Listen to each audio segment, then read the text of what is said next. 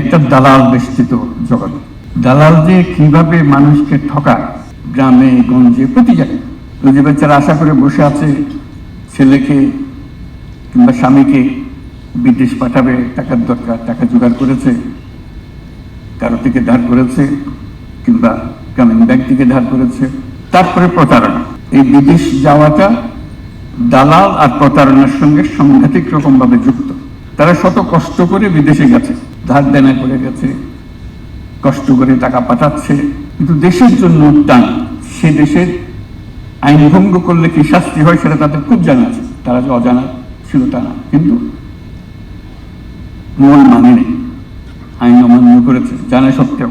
পুরো জগৎটাই হলো দালাল বেষ্টিত জগৎ।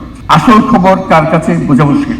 আমরা মেয়েদের সঙ্গে কাজ করি, গ্রামীণ ব্যাংকের মাধ্যমে গ্রামে গঞ্জে কাজ করি, নানা কাজে ঋণ দিতে হয়। ক্রমে একটা ঋণের প্রস্তাব আসতে আরম্ভ করলো, যেটা শাখা পর্যায়ে সিদ্ধান্ত দিতে পারছিল না, যে আমাদের কাছে আসলো।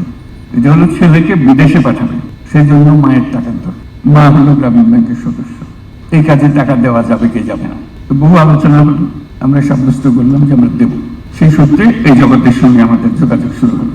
তার সঙ্গে একটা শব্দ প্রায় সাথে সাথে আসলো, বিপুল বেগে আসলো।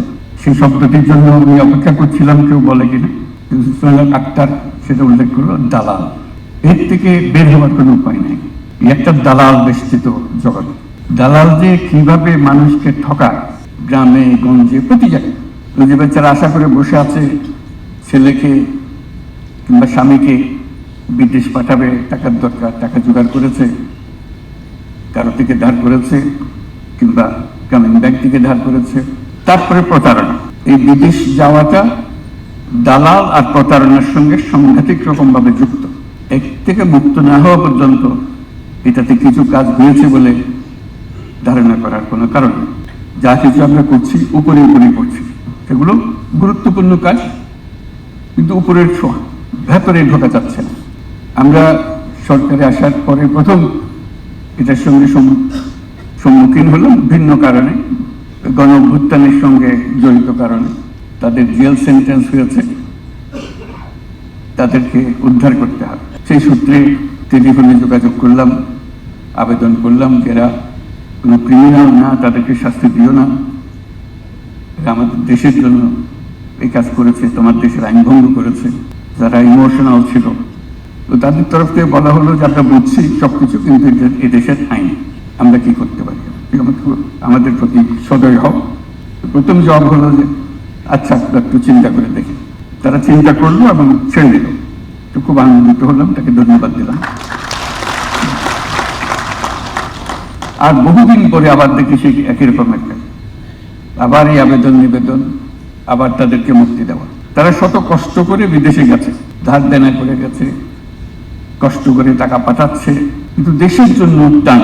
সে দেশের আইন ভঙ্গ করলে কি শাস্তি হয় সেটা তাদের খুব জানা আছে। তারা যে অজানা ছিল তা না, কিন্তু মন মানেনি, আইন অমান্য করেছে জানা সত্ত্বেও। সেই মন নিয়ে তারা ওখানে কাজ করে। এই প্রথম সাক্ষাৎ বহির্জগতের সঙ্গে তারা কি অবস্থায় আছে। আরেকটা আসলো এর পরে পরে, আনোয়ার ইব্রাহিম, প্রধানমন্ত্রী মালয়েশিয়া। তিনি খুব উৎসাহিত হয়ে আসলেন, আমি এখানকার চিফ অ্যাডভাইজার হয়েছি, বন্ধু মানুষ, সে একটু সমর্থন জানাতে চায় বলে আমি আসবো। আমি তুই অবশ্যই আসছেন। যেই মাত্র খবর হলো যে উনি আসছেন, সঙ্গে সঙ্গে খবর পেলাম যে তখন সংখ্যাটা ছিল 17,000, পরে দেখলাম অনেক কম। প্রথমবার বলা 17,000 শ্রমিক শেষ মুহূর্তে যেতে পারে নাই। তারা টাকা পয়সা সব দিয়েছে, শেষ মুহূর্তে যেতে পারেনি, কারণ মেয়াদ শেষ হয়ে গেছে তাদের। এটা বহু লেখালেখি হচ্ছিল কি কত। উনি যখন আসলেন, ওনাকে বললাম যে একটা কাজ আমাকে করে দিতে হবে, এদেরকে নিয়ে যেতে হবে। সব টাকা পয়সা সব দিয়েছে, সবকিছু আছে, কিন্তু যে তারিখের মধ্যে টিকিট পাওয়ার কথা সেই তারিখে টিকিট পায়নি, কাজে যোগদান করতে পারেনি, কাজে এটা নাকচ হয়ে গেছে। বন্ধু মানুষ না করতে পারে না কথাটা, বল ঠিক আছে আমি দেখবো। এখানে বসে অনেক পরামর্শ করলো, সবাই পরামর্শের মধ্যে নেগেটিভ, যে এটা তো পারা যাবে না। উনি বললেন আমি গিয়ে দেখি। উনি সত্যি সত্যি আন্তরিকভাবে দেখলেন আসলে কঠিন কাজ, কারণ ওনার একার হাতে এগুলো সমস্ত ক্ষমতা নাই এটা করার। উনি তবু পেছনে লেগে রইলেন। পরবর্তীতে আমি এবং আমার সহযোগী উপদেষ্টা আরো যারা আছেন তারাও গেছেন স্টেট ভিজিটে মালয়েশিয়া, তারই আমন্ত্রণ। সেই ভিজিটের আগাগোড়া বিষয় ছিল ওই 17,000 বা যত সংখ্যক তারা ফেরত আসতে পারছে কিনা। পুরা মালয়েশিয়ান সরকার আমাদের পেছনে চেষ্টা করলো যে ওদেরকে পাঠানো হোক। সংখ্যা ঠিক হলো, এটা 17,000 হবে না, আরো কম হবে, 12,000 বা এরকম কিছু হবে। কেউ পরিষ্কার সব সংখ্যাটাও বলতে পারছিল না, তো সেটা উদ্ধার হলো। সেটা হলো বহু লম্বা চড়া ইতিহাসটা, কিন্তু শেষ পর্যন্ত হলো। এটা করতে গিয়ে দেখা গেল দালালি, সিন্ডিকেট, কে কার টাকা মেরেছে, আসলে ঘটনা অত পরিষ্কার না। পুরো জগৎটাই হলো দালাল বেষ্টিত জগৎ। আসল খবর কার কাছে বোঝা মুশকিল, কে কার থেকে কি কারণে টাকা নিচ্ছে বোঝা মুশকিল।